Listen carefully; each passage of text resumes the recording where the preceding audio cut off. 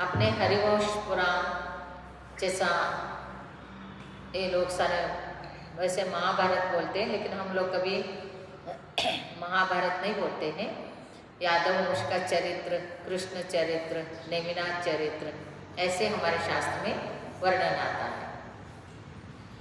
तो एक बार ऐसे ही देखिए, एक भगवान की वाणी कितना सत्य होता है, और जो भगवान की वाणी के ऊपर जो श्रद्धा करता है वो सम्यक दृष्टि होता है। और कुछ भी हो सकता है, लेकिन हम किसी भी प्रकार से भगवान की वाणी को बदल नहीं सकते।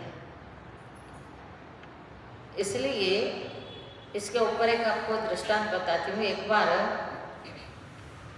श्री कृष्ण महाराज और बलराम ये दोनों नेमिनाथ भगवान के सम्मोहन में गए, और वहाँ जाकर भगवान की वाणी सुनने के बाद उन्होंने प्रश्न पूछा, हे प्रभु, ये द्वारका नगरी का क्या होगा और द्वारका नगर में रहने वाले का क्या होगा, ऐसे पूछा। तो भगवान के वाणी के द्वारा बताया गया कि जो सम्मोहन में बैठे थे द्वीपायन मुनि, इन द्वीपायन मुनि के कारण 12 साल के बाद, ठीक 12 साल के बाद ये द्वारका भी नष्ट होगा और द्वारका में रहने वाले भी नष्ट खत्म हो जाएंगे और 2 लोग रहेंगे। तो फिर भगवान की वाणी तो सत्य होता है, कृष्ण को भी मालूम है, सबको मालूम था उनको। फिर वो सोचने लगे कि भगवान ने ऐसे कहा है 12 साल तक, और कौन से निमित्त, क्या निमित्त बताया गया कि जो शराब है वो शराब को पीकर आपके पुत्र लोग, आपके यदुवंश के लोग ये द्वीपायन मुनि के ऊपर उपसर्ग करेंगे, और वो क्रोधित होके ये द्वारका को जला के भस्म कर देंगे, बता दिया। फिर श्री कृष्ण महाराज के मन में आता है, जो द्वारका में, सुनिए सब लोग, जो द्वारका में शराब है, पहला भी शराब था, शराब है, उसको हम निकाल ही देंगे पूरा द्वारका नगर से, तो कौन पिएगा? फिर हमारे यदुवंश के हमारे लोग क्यों उसको पीकर मदोन्मत्त होके मुनि के ऊपर उपसर्ग करेंगे? ये कुछ होगा ही नहीं। शराब ही इसके लिए मेन कारण है। तो उसको सारे शराबों को इकट्ठा करके श्री कृष्ण महाराज क्या कर दिया? बलराम श्री कृष्ण महाराज ने, उनके पास क्या साधन है, साधन सब इकट्ठा कर दिया, जितना शराब है जहाँ है वो सब, और वो जो है जंगल में एक गड्ढा खोदकर, कुआं जैसा खोदकर उसमें सब डाल दिया, और डाल के फिर वो सोचे कि हो गया। फिर इधर द्वीपायन मुनि सोचते हैं कि मैं यहाँ रहूँगा ही नहीं, तो फिर द्वारका कैसे चलेगा? इसलिए वो वहाँ से चलते हैं और चल पड़े दक्षिण भारत। अभी तो दक्षिण भारत हम बोलते हैं, उत्तर भारत बोलते। पहला तो अलग अलग देश होता, द्राविड़ देश, अंग देश, वंग देश, कलिंग देश, कुरुजांगल देश, ऐसे होते थे। तो इधर आ गए दक्षिण भारत। फिर वहाँ पर श्री कृष्ण महाराज ने शराब तो सारे निकाल ही दिया द्वारका में से, और उसके बाद जितने भी लोग थे उनको विश्वास था ही, क्योंकि भगवान की वाणी को कोई गलत नहीं साबित कर सकता है। तो उन्होंने कहा, जिसको भी आत्म कल्याण करना है कर लो, ऐसे ऐसे होने का है, सब नगर में बता दिया। और जो पुण्य जीव थे, भव्य जीव थे, वो कोई अनुव्रत धारण करके चले गए, कोई महाव्रत धारण करके चले गए, बहुत से लोग, और बहुत से लोग थे वहाँ से गए ही नहीं। क्या होता है ऐसे करके, बहुत से लोग वहीं रहे। फिर द्विपायन मुनि चले गए और सब अपने आप में सब व्यवस्थित सब चलता रहा। और एक बार हुआ क्या, 12 साल हो गया ऐसे करके द्विपायन मुनि आके जंगल में, इधर आके जंगल में ठहर गए। और जंगल में ठहरे थे। फिर वो द्वारका नगर से यदुवंश के लोग गिरनार पर्वत के दर्शन के लिए आए थे। नेमिनाथ भगवान का संबोधन गिरनार पर्वत, तो वहाँ पर आए थे दर्शन वगैरह करके। फिर वो जैसे उतरे तो बहुत धूप से परेशान हो गए, प्यास लग गए उनको। प्यास लगे तो वो पानी पीने के लिए वो जंगल में ढूंढने लगे, कहीं कुआं तो नहीं होगा, कोई पानी तो मिल जाए ऐसे करके। फिर हुआ क्या, जैसा ही उन्होंने देखा तो एक कुआं दिखाई दिया। बारिश का भी पानी आ गए थे, पत्ते भी गिरे थे, पहला ऑलरेडी शराब भी डाला हुआ था उसमें, वही कुआं उनको मिल गया और वहाँ के पानी पी लिया। पी के मदोन्मत्त हो गए, सूद बुद कुछ नहीं रहा। फिर हुआ क्या, वो लोग तो उनको गुस्सा गए, उनको भी मालूम हो गया था ना ये द्विपायन मुनि के कारण द्वारका भस्म होने वाला है। यही द्विपायन मुनि, यही हमारे द्वारका को भस्म करने वाला है ऐसे करके गुस्सा में पत्थर फेंकने लगे, कुछ करने के लिए बहुत परेशान। फिर उनको तो एकदम कषाय उत्पन्न हो गया।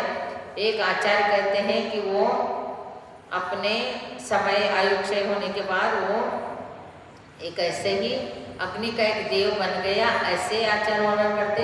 और एक आचार्य के वर्णन में लेफ्ट भुजा से अशुभ तेजस शरीर, तेजस शरीर शुभ का होता है। ये समय श्री कृष्ण का दर्शन, जहाँ कहाँ भी दुर्भिक्ष है तो सुभिक्षा करने के लिए शुभ तेजस निकलता है, और अशुभ तेजस है वो निकलता है तो किसी को शत्रु को मारता है और वो मुनि को भी मार देता है ऐसे। फिर इनको गुस्सा आ गया, इतना गुस्सा आ गया और इनके शरीर में से अशुभ तेजस शरीर निकल के सारे द्वारका को भस्म कर दिया। और फिर मात्र श्री कृष्ण महाराज, बलराम, ये दो ही वहाँ से बाहर निकले थे और सब भस्म हो गए। फिर जो कल्याण करने वाले थे वो तो सब कल्याण कर लिया। और उसके बाद द्विपायन मुनि भी उसी में खत्म, और द्वारका भी, और जितने भी लोग वहाँ पर रह रहे थे, जिसका बहुत पापकर्म का उदय था, वो भी सब उसमें भस्म हो गए। तो इसलिए आचार्य कहते हैं जो भगवान ने कहा है, जो होने का है, 12 साल हो गया करके आए थे, लेकिन 12 साल में 1 महीना कम था जब आके पहुँचे थे। तो वो अधिक महीने के हिसाब से वो काउंटिंग नहीं कर पाए थे, तो 12 साल हो गए करके आए, और अधिक महीना था तो अब भी 12 साल जैसा ही खत्म हुआ उसके पहले ही आए थे। इसलिए ये घटना तो जैसा भगवान ने कहा था वैसा ही उनके द्वारा ही हुआ। और द्विपायन मुनि ने द्वारका नगरी को क्या कर दिया, भस्म कर दिया। और अभी बहुत से लोग क्या करते हैं, वो जो द्वारका नगरी था वो कहाँ पर था आपको मालूम है? वो द्वारका नगरी को समुद्र में निर्माण कराया था। समुद्र में निर्माण कराया था इसलिए कि सुरक्षित राम श्री कृष्ण महाराज पले, क्योंकि जरासंध उनका शत्रु था। उसके लिए वो, इसका स्टोरी बहुत बड़ा है, वो बाद में आपको बताएंगे। लेकिन ये जो है कृत्रिम चीज जो होता है वो किसी न किसी के द्वारा नष्ट होता है। और ऐसे द्वारका नगरी को नाश कर दिया। कितना सुंदर द्वारका नगरी का रचना हुआ था, श्री कृष्ण के लिए हुआ था। वैसे नेमिनाथ भगवान का जन्म हुआ था शौरपुरी बटेश्वर, आगरा के पास है, उत्तर प्रदेश। आप लोग गए होंगे दर्शन? नहीं, शौरपुर भगवान नेमिनाथ भगवान का जन्म स्थान गए नहीं आप लोग? शौरीपुरी और बटेश्वर, तो वहाँ जंगल में है, वो बहुत पास में है, आगरा से 40-50 किलोमीटर ही है। और फिरोजाबाद से तो और भी पास में पड़ता है। आगरा, फिरोजाबाद, शौरपुरी, बटेश्वर, ये सब उत्तर भारत में है। तो नेमिनाथ भगवान का तो जन्म शौरपुरी बटेश्वर में ही हुआ। और श्री कृष्ण महाराज का जन्म भी वहीं पर हुआ था। वहीं पर मीन्स क्या है, उनका जन्म कहाँ हुआ? मथुरा में, जेल में हुआ था। लेकिन वो रक्षण के लिए बाद में तो यहाँ आए। हुआ क्या है, जब अभी श्री कृष्ण महाराज छोटे थे तभी जरासंध को पता चल गया उनका एक कोई शत्रु पैदा हो गया। इसलिए वो जरासंध सब इंक्वायरी करने के लिए सब जगह भेजे थे। फिर पता चल गया था उनको, क्योंकि उनको छुपा के रखा था कि ऐसे उनके शत्रु उनको नाश न करें। फिर जैसा पता चल गया, फिर श्री कृष्ण अभी छोटे थे, उनको पता चला अब इतना छोटे उम्र में इनसे युद्ध करना योग्य नहीं करके वो क्या कर दिया, वो शौरपुर बटेश्वर छोड़ के सभी के सभी यादव लोग कहाँ गए? दूर दूर गए। और वहाँ पर जैसे ही ये लोग सारे यादवों के 56 करोड़ यादव, पहला कैसे रहते थे, एक एक राजा के 56 करोड़, और ऐसे अभी हमारा सारे भारत देश का 140 करोड़ हम लोग हो गए। 70 साल में कितने बड़े मालूम है? जब हमको स्वतंत्रता मिला तब 32 करोड़ थे, और अभी 140 करोड़ हो गए। कितना फास्ट! और पहला तो एक राजा का 56 करोड़ लोग, कितने करोड़ों से होते थे, लेकिन जगह बहुत बड़ी और संपत्ति, वैभव, सुख सब कुछ था उनके, तो कुछ नहीं लगता था। फिर एकदम सब 56 करोड़ यादव, इनके सारे परिवार सहित सब लोग जाने लगे थे, किसी को पता न चले। इसलिए वो जैसा ही पता चला कि कोई यहाँ से जा रहा है, जरासंध ने बोला कौन जा रहा है, क्या है देखो। फिर देखने के लिए सब लोग इंक्वायर करते कि मेरा शत्रु कहाँ है, देखो ये वो। ये लोग तो छोड़ के गए थे वो शौरपुरी बटेश्वर। फिर वहाँ नहीं है तो कहाँ है देखने के लिए जाते हैं वो लोग, जरासंध के तरफ से भेजा हुआ। वहाँ पर देवी, यक्ष देवी, वहाँ का जहाँ क्षेत्र था वहाँ का बहुत जगह में ऐसे जला रहे हुए लोगों को जला रहे ऐसे सब दिखाया। और वो बूढ़े वृद्ध अवस्था धारण करके बहुत दुखी होते हुए बैठी थी। और ये लोग आ गए, सारे आ गए तो पूछा क्यों आप रो रहे हैं, क्या तकलीफ है, क्या बोले। हमारे सारे वंश, कृष्ण का सारे वंश यदुवंश सब देखो ये सब नाश हो गए, नष्ट हो गए, ऐसे ऐसे बताया।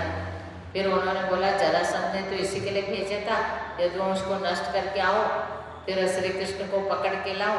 फिर सारे के सारे नष्ट हो गए, कोई है ही नहीं, तो यहाँ क्या है, वो जाकर खुशी से बताने गए। वो कहाँ? जरासंध को बताने के लिए गए और बता दिया जरासंध आपके शत्रु, शत्रु के परिवार सारे नष्ट हो गए, कोई भी नहीं है, खाली गांव पड़ा है। तो ठीक है, खुश हो गए वो। ये आगे बढ़े थे, चल पड़े थे, और आगे जाकर देवों ने समुद्र में लंका का निर्माण कर दिया। समुद्र में लंका निर्माण कर दिया था, और वो सारे मनुष्य के रूप में सब हाथ जोड़कर बताए, ये लोग सारे गए यादव लोग। फिर वहाँ पर बोले कि कृष्ण महाराज आपको यहाँ रहने का निवास, महल, सब परिवार, सब लोग आप लोग यहाँ रहिए।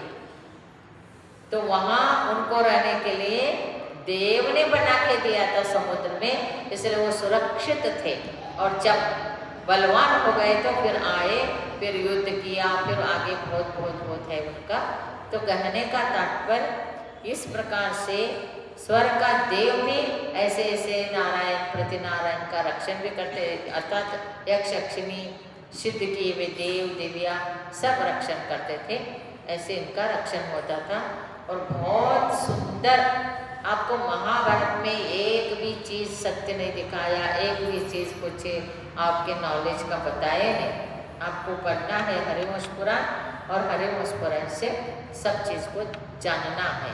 पद्म पुराण से राम रावण आदि का जानना, और कृष्ण और पांडव का सब यदुवंश का सब जानना है तो हरिवंश पुराण पढ़ना, इससे सब पता चलेगा।